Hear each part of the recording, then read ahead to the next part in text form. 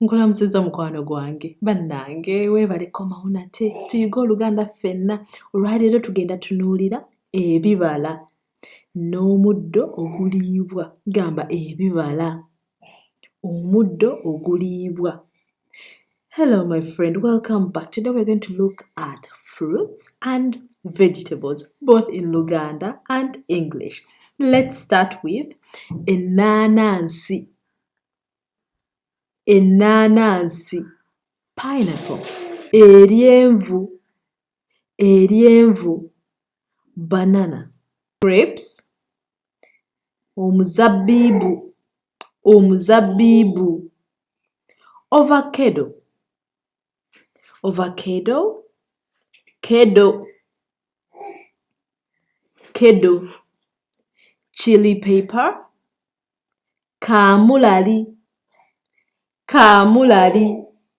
guava, eppeera, apple banana, ndizi. Very good, my friend. Sugar cane, ekikajjo, jackfruit, fene, tangerine, mangada, popo, epapali, very funny word, cocoa,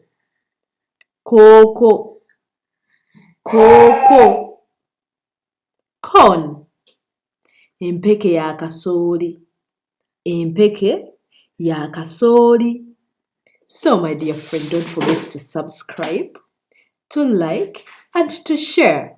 So mukwano gwange, tuweerabira okusubscribinga, olikinge wansi awo, era akavidiyo kano kagabane n'abo bekikwatako, oba mikwano gyo oba baani, kagabane.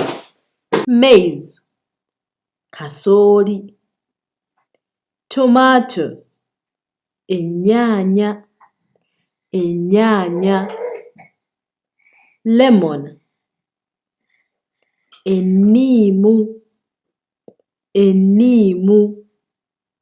mango, muyembe,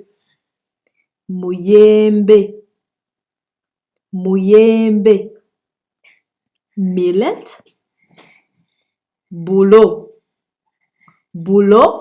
oba omuwemba,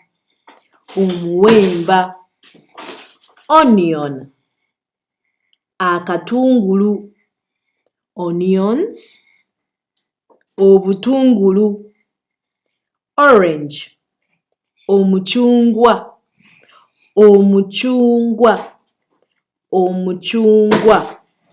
peas, kawo,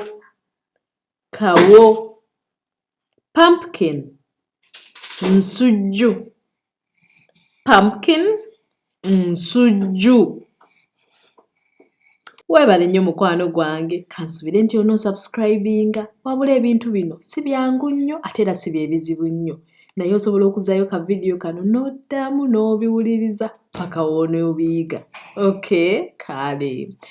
Yes, my dear friend, so this is not that easy, but it's also not that difficult. So just in case you haven't understood something, you can always go back, take back the video and just listen and see whatever I have spoken about again and again until you have mastered it. Thank you so much. Okay, bye. Wherever.